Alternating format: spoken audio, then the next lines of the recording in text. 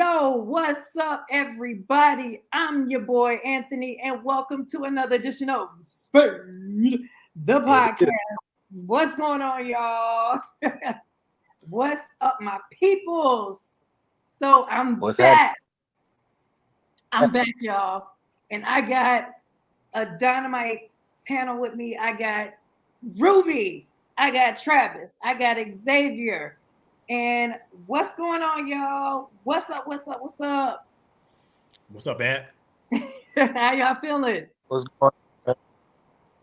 I'm feeling good, baby. Every day above day, man. So I was supposed to have my guest artist, Miss Nene Lioness. She running a little late, but that's okay. We're gonna go and get started. So today we talking about mental health versus hip hop. Before we actually talk about that, I want to ask y'all a question, just to break the ice. Who are y'all favorite hip hop artists? Y'all top artists that y'all like of all time? Like number one? All time, number one. Go ahead, Xavier. Y'all first. I'll wait. It may sound a little cliche, but honestly, I'm a Tupac fan through and through.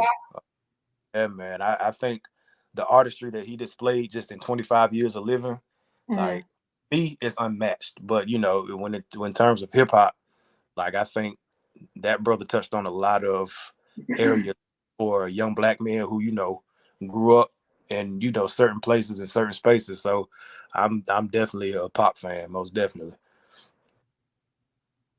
All right. What about you, Travis? Well, if I had to choose, I would probably say Jay-Z. Oh, why is that? Thank you for asking that. Well, for me, it's all about franchise. It's all about business. It's all about skill set. I feel like if you're going to be in it, you're going to be in it to win it. I like his mindset, his goals, and he's on top. Okay. Nice. All right, Ruby, what about you? I'm gonna keep it G real. I'm gonna keep it a buck with you.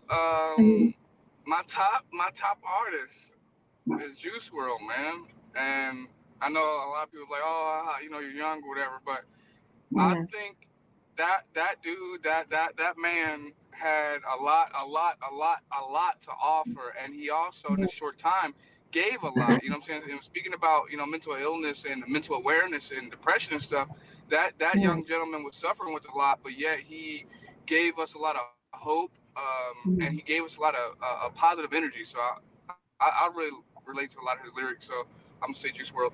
I can't really relate to Pac too much past, we live in the hood. I can't really relate to Jay-Z past too much that we're black. You know what I'm saying? Like Juice WRLD, I really relate to him, especially what he went through mentally and emotionally. Okay. All right, so that's gonna bring up my first question. So what do you think is the relationship between mental health and hip hop? How did the two correlate among each other? Personally, I think you kind of gotta separate it because, being completely honest, I think today's hip hop scene, I think it's totally different from what it was originally set out to do. And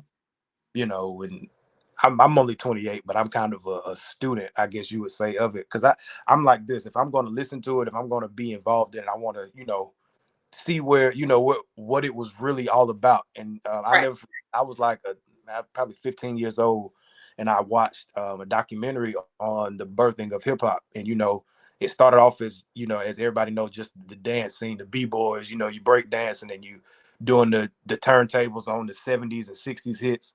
But when you start talking about, I guess, like the Run DMCs, when you move up into the 80s and stuff like that, like, to me, that was the essence of what hip hop was, talking about what was going on and what the artist saw, police brutality, the crack epidemic, stuff like that. To me, I think that in terms of mental health, it could be used in a good light. But as you like today's scene, to me, some of the stuff that I hear, I think is more of a detriment to, especially when you're dealing with teenagers whose minds are not mature in that sense of knowing what they're listening to, because music is the only thing that comes into your essence and your spirit without your approval, saying okay, because it's played into you. So I mean, I think a lot of today's hip hop is kind of a detriment when you're talking about the younger generation and mental health. Okay. All right. Travis, what you thinking? How do the two correlate? Yeah, I'm in agreement. I feel like all music has a message.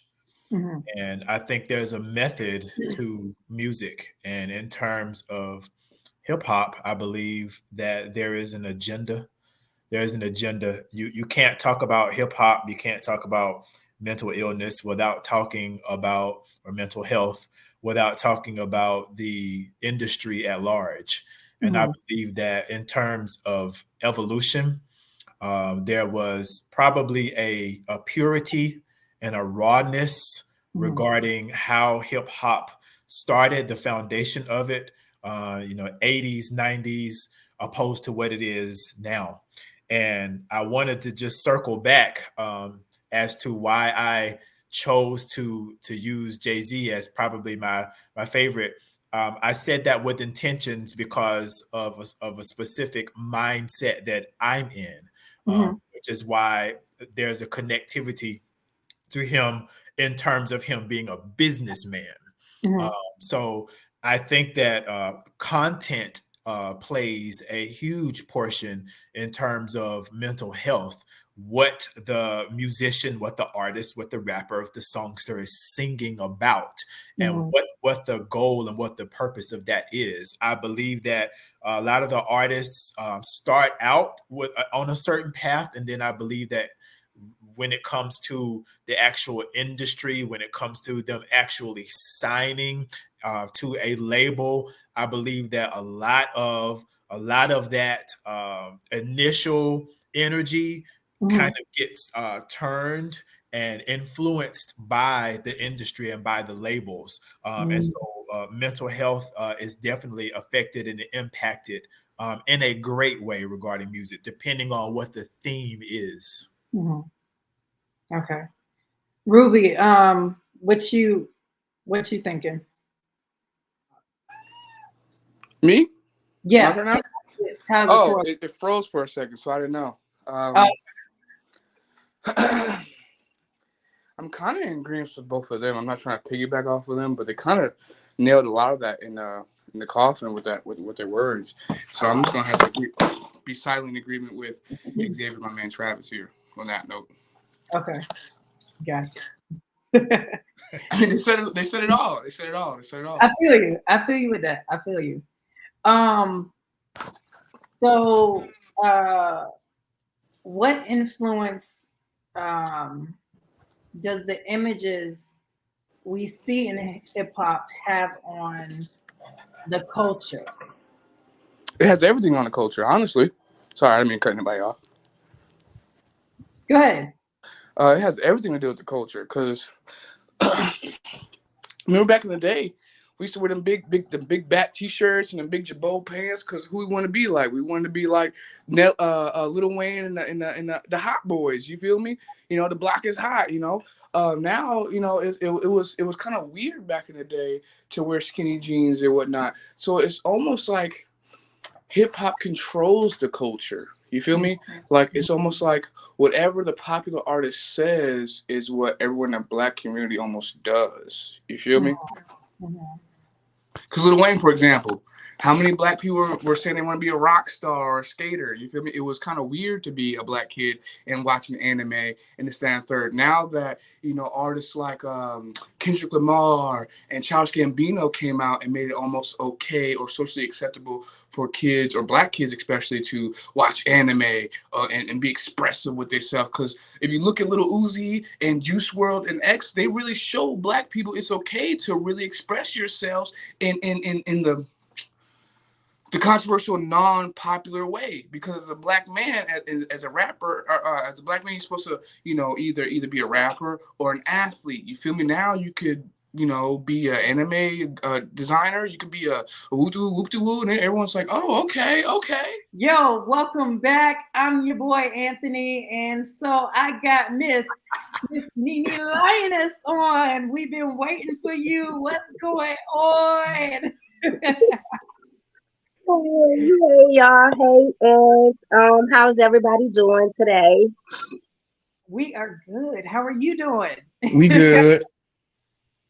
Well, y'all weather down here in the Midwest ain't no joke. Y'all got about 80 seasons in one day. I don't know. I got about 80 seasons out here. She ain't lying. Right. So tell everybody who you are, where you from, like who is Miss Nene Lioness?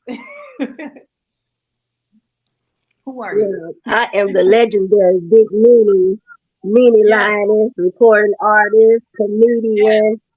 I am a host for the Fleet DJs.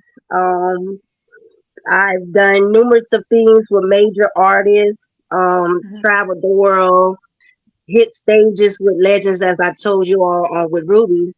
And I'm just still grinding, I got an A-lister star daughter.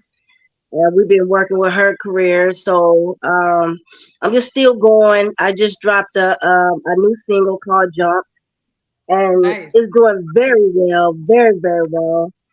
And so I'm just, just out here still grinding, trying to show young people, listen, it ain't no time limit on your gifts and your talents. You can go as long as you want to.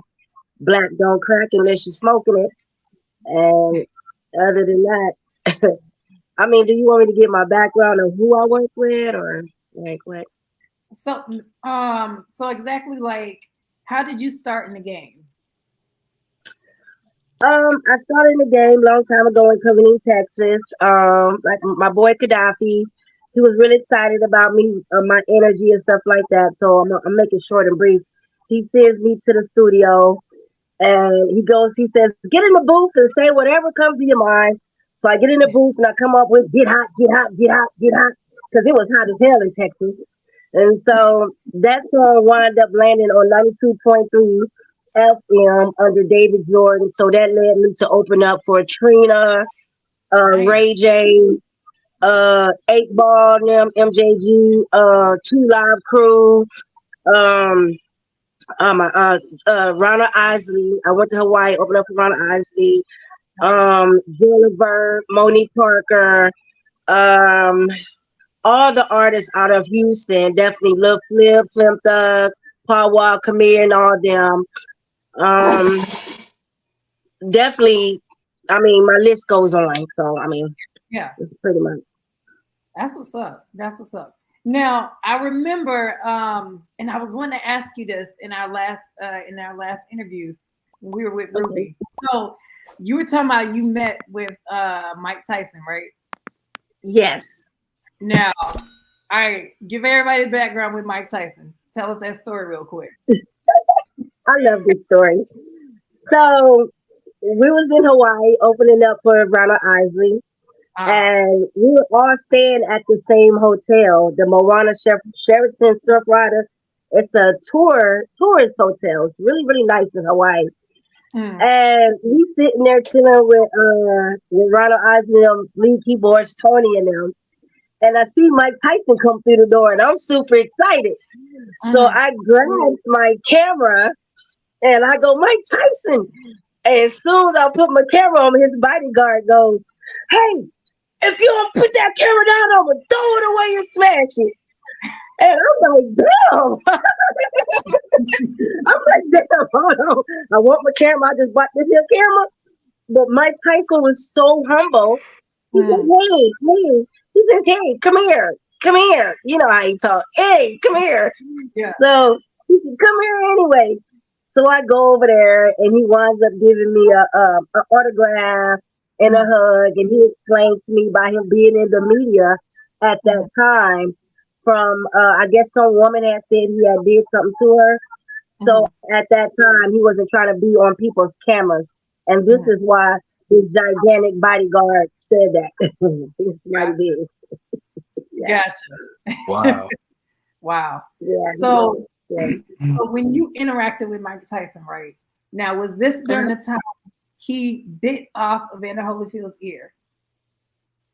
No, definitely not. Definitely after the fact. This is way after the fact, like maybe a year or so after the fact. Gotcha. Like after the fact. Yeah. Gotcha. This was in 2002 or 3, I want to say. Okay. 2003, I believe. Yeah, 2003. Okay.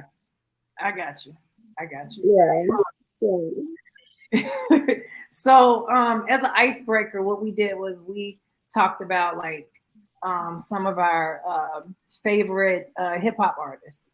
And so who's your favorite top number one hip hop artist? Today or just anytime? Just anytime in general, like your number one. My number one is always gonna be DMX. Okay. How come? I love me some DMX. He was real with it. If despite of his drug problem, he was a real dude, real guy. His lyrics was on point and powerful. And you know, he had a lot to he stood for something at one point in time, you know what I'm saying? So he's always gonna be my favorite. I just feel like he was hard. Okay. And then finally, before we wrap up to where everybody else is, so how does mental health and hip hop, how do they correlate among each other?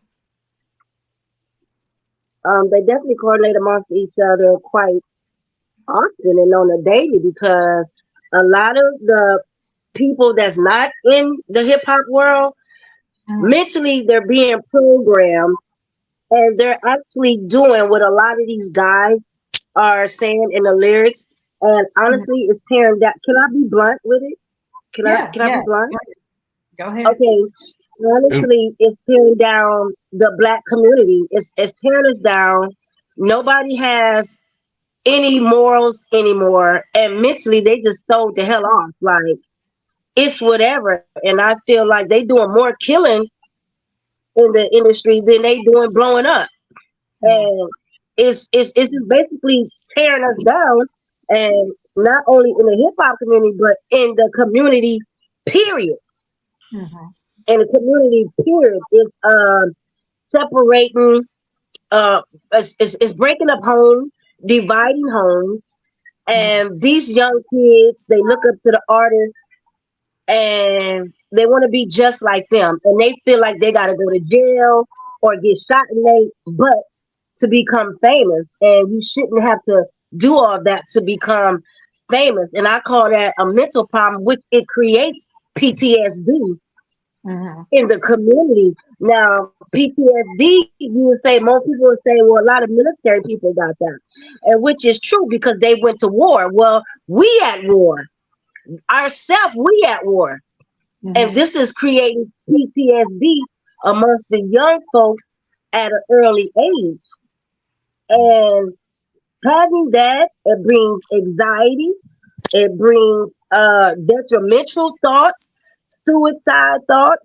And I just feel like the rap game has really went all the way left. Like, it's nothing fun about it really anymore.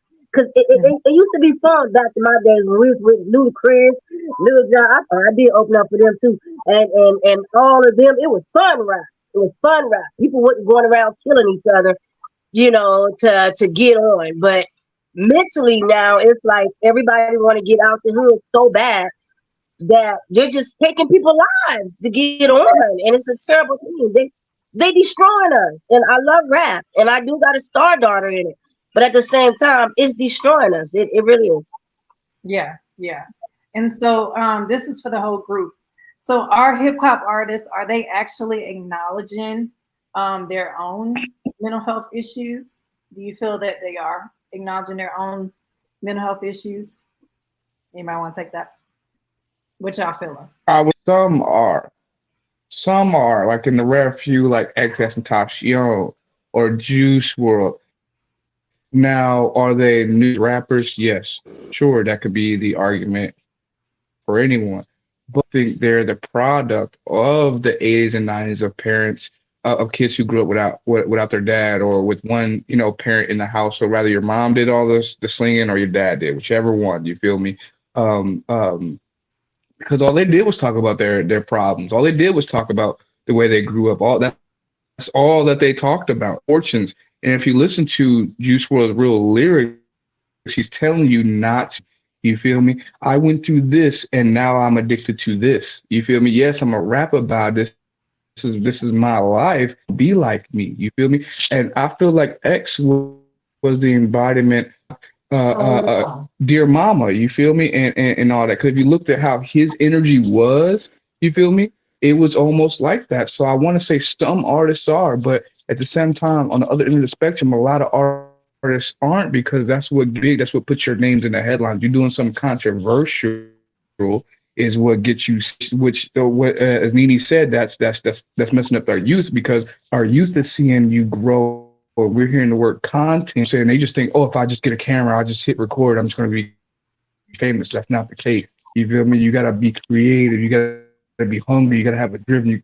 Be driven. You got to have a mission, an end goal. You can't just do something because you saw someone else doing it, and then that causes Timmy over here to lose lust of life. And then the homies around him look at him. Oh, you ain't got no lust for life. So now all of us ain't got no lust for life. Now you feel me? Mm-hmm. All right, David, what you thinking? In terms, do I think that they're acknowledging it? That when they get into the booth, and I think that they are. Mm-hmm. I don't think that they're really acknowledging it.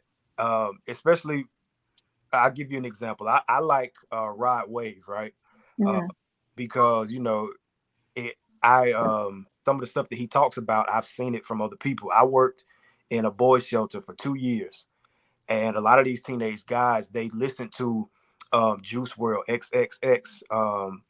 And I used to tell them, I was like, hey, man, cut that off. Because when they would listen to it, it would totally alter their mood. I mean, they can have a good day in school. They'll come, hey, Mr. Xavier, I did such and such today. And then they go on and then they cut on their music. And then their mind goes back to, because what the artists are expressing through their music, their mind takes them back to the trauma that they went through to get into the boys' shelter anyway. So I think that the artists think that they're acknowledging it, but really what they're doing, I always say, not just in music, but in life, period. You can't minister out of your hurt, because what'll happen is if you try to encourage someone and you're not fully healed in that area where you're trying to encourage, then your trauma will bleed into what you're trying to minister to, and then all of a sudden you're ministering your feelings. And then if this person takes on, oh, well, he said this because he went through it, but they're telling you something that they're not fully healed, then sometimes that person will go out and try to reenact, or they'll try to think that they're overcoming what they're going through, but they're really just bleeding someone else's trauma into theirs, and it's really not conducive to their healing. And I think that that's what a lot of the music is. For example, I said earlier, Tupac was my favorite rapper. When I lost my mother, I used to listen to a song called Lord Knows by Tupac. And his first bar was, I smoke a blunt, try to take the pain out. If I wasn't high, try to probably blow my brains out. I'm hopeless. And so, that kind of stuff, when I'm going through a depression of losing my mother at 17 years old, not to mention the other trials of life, a lot of times you think, well, maybe I should drink something or I should smoke something to try to take that pain away. And honestly, that was, his trauma, what Tupac was what he was rapping about. But how many other young men or even young women took on the attitude, well, okay, now I got to be high, I got to be drunk just to deal with my day. And I think you see that a lot. A lot of people, they wake up and they alter their state just to deal with the day ahead. So, I mean, I think a lot of them think that they're acknowledging it, but I think true acknowledgement will come out and say, if I can make a song that say, hey, I went through this, but don't do it. I think that they're ministering to themselves in that song. That's how it comes out to the millions of young people that's listening to it, if that makes sense. Yeah. Travis. I think I'm in agreement with all that has been said. The part that I would add to would be the piece on the contract and the industry. Yes, sir. In regards to what I'm at liberty to express, to acknowledge. I think that a lot of times hip hop artists capitalize off of trauma. They capitalize off of pain and hurt. And then it also becomes, well, who's ultimately capitalizing off of it? Because, you know, if you are married to a label, let's just say that, or if you've signed, you know, you're within the industry, then you really are contracted, you know, to present, and you're contracted to produce. And if you don't do that, then you have to answer to the label. And then it's always the fear of being dropped. It's always the fear of your music not being promoted. It's always the fear of somebody else getting your spot.